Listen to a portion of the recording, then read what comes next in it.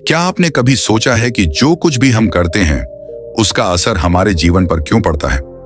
दोस्तों, आज हम बात करेंगे उस अटल सत्य की जिसे कोई नहीं बदल सकता, कर्म का नियम। राजा हो या फकीर, एक चीज है जो सबको एक समान प्रभावित करती है और वो है कर्म का फल।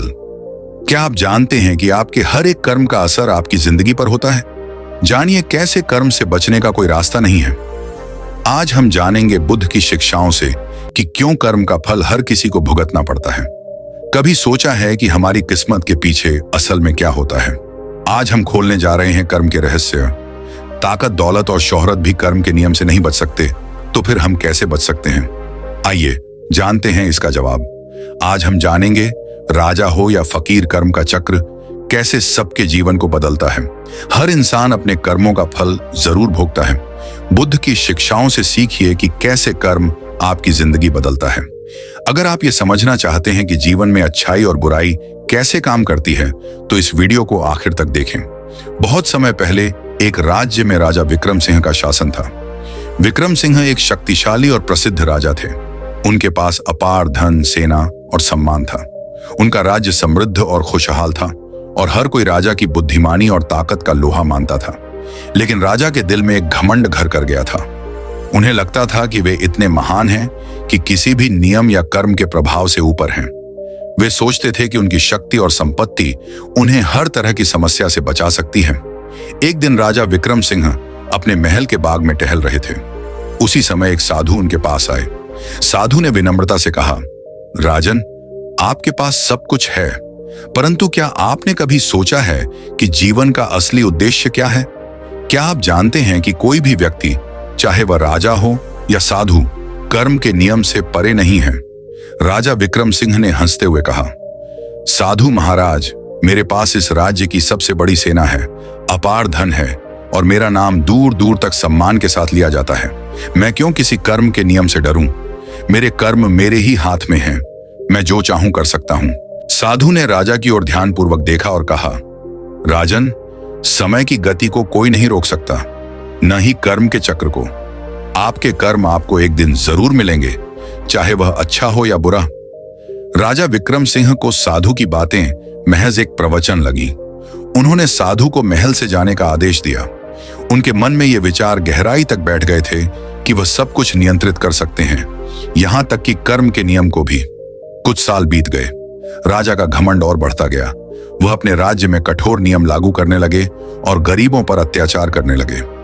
उनके मंत्री और दरबारी भी इस व्यवहार से डरने लगे थे, लेकिन कोई कुछ कहने की हिम्मत नहीं करता था।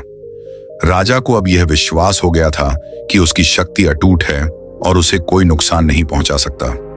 इसी राज्य में एक गरीब किसान रामू रहता था। रामू एक ईमानदार और मेहनती व्यक्ति था, लेकिन उसके पास जो थोड़ी सी जमीन थी वह भी राजा के कर अधिकारियों ने जब्त कर ली थी, क्योंकि वह समय पर कर नहीं चुका पाया था। उसकी पत्नी और बच्चे भूख से तड़पने लगे थे। उसने कई बार राजा से प्रार्थना की, लेकिन राजा ने उसकी एक न सुनी। रामू के जीवन में अंधकार छा गया था। उसके पास कोई उपाय नहीं बचा था, लेकिन फिर भी उसने कर्म पर विश्वास रखा। वह हमेशा कहता, कर्म का चक्र हमेशा घूमता है। जो आज शक्तिशाली हैं, वे भी एक दिन अपने कर्मों का फल अवश्य भुगतेंगे। रामू ने कभी बुराई का रास्ता नहीं अपनाया, बल्कि वह दिन रात मेहनत करता रहा अपने परिवार की देखभाल के लिए। एक दिन राज्य में एक बड़ा संकट आया।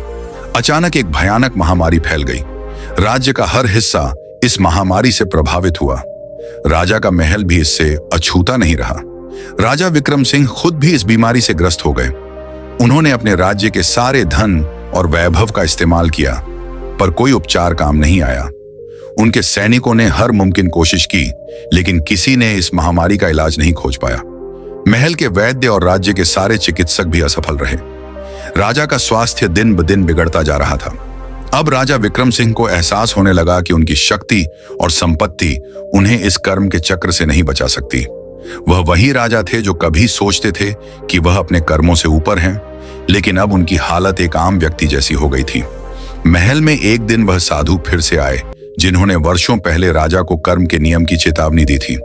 राजा ने इस बार साधु को आदर से बुलाया और कहा, महाराज, अब मुझे आपकी बातों का मतलब समझ आ रहा है। मैं सोचता था कि मैं अपने कर्मों के परिणामों से बच सकता हूं, लेकिन आज मुझे पता चला कि कर्म का चक्र कोई नहीं तोड़ सकता। क्या अब मेरे लिए कोई रास्ता बचा है? साधु ने राजा की ओर देखा और कहा, राजन, कर्म का फल तो आपको भोगना ही पड़ेगा, लेकिन हमेशा एक उपाय होता है। आप आज भी अपनी गलती सुधार सकते हैं। अपने भीतर के अहंकार को त्यागो और अपनी प्रजा के प्रति दया और करुणा दिखाओ। सच्चे मन से प्रायश्चित करो और कर्म का चक्र आपको फिर से एक नया अवसर देगा। राजा विक्रम सिंह ने साधु की सलाह मानने का निर्णय लिया। उन्होंने अपने राज्य की प्रजा के प्रति करुणा और दया दिखानी शुरू की। गरीबों के लिए मुफ्त भोजन और चिकित्सा सेवाएं शुरू की। उन्होंने उन सभी करों को माफ कर दिया जो उनकी प्रजा चुका नहीं पा रही थी और गरीबों की जमीनें वापस लौटाई। राजा विक्रम सिंह ने खास तौर पर रामू को बुलाया, जो उस समय एक कष्टमय जीवन जी रहा था। राजा ने उसकी जमीन वापस की और उसे आर्थिक मदद भी दी। रामू ने राजा को माफ कर दिया क्योंकि वह जानता था कि असली शक्ति क्षमा और दया में है। धीरे धीरे राजा विक्रम सिंह की बीमारी ठीक होने लगी। वह अब एक नए रूप में राजा बन गए थे, एक ऐसा राजा जिसने समझा कि कर्म का चक्र हमेशा चलता है और अगर हम अपने कर्म सुधारें तो जीवन में नया अवसर भी मिल सकता है। राजा विक्रम सिंह अब पहले की तरह घमंडी नहीं रहे। उन्होंने अपनी बाकी की जिंदगी प्रजा की सेवा में बिता दी। राज्य फिर से समृद्ध हो गया और लोगों के दिलों में राजा के लिए एक नई इज्जत पैदा हो गई। रामू और उसका परिवार भी खुशहाल जीवन जीने लगे। उनके पास अब पर्याप्त साधन थे और उन्होंने अपने बच्चों को अच्छी शिक्षा दिलाई। रामू हमेशा कहता, कर्म का फल जरूर मिलता है, चाहे आप राजा हो या गरीब। सबसे बड़ी बात यह है कि हम अपने कर्मों के प्रति सजग रहें और हमेशा दूसरों की भलाई के लिए काम करें। इस कहानी से यह सीख मिलती है कि कर्म का चक्र हर व्यक्ति पर लागू होता है। चाहे आप कितने ही शक्तिशाली क्यों ना हों, अगर आपके कर्म गलत हैं तो आपको उनके परिणाम अवश्य भोगने पड़ेंगे। वहीं अगर आप अपने कर्म सुधार लें और सच्चे मन से दूसरों की भलाई करें तो जीवन आपको एक और अवसर देता है। कर्म का नियम हमें यह सिखाता है कि शक्ति और संपत्ति के बजाय सच्चाई, दया और करुणा का पालन करना ही सच्चा मार्ग है। जीवन का असली उद्देश्य यही है कि हम अपने कर्मों को सुधारें और दूसरों की भलाई के लिए काम करें। यही वह तरीका है जिससे हम सच्चे सुख और शांति का अनुभव कर सकते हैं।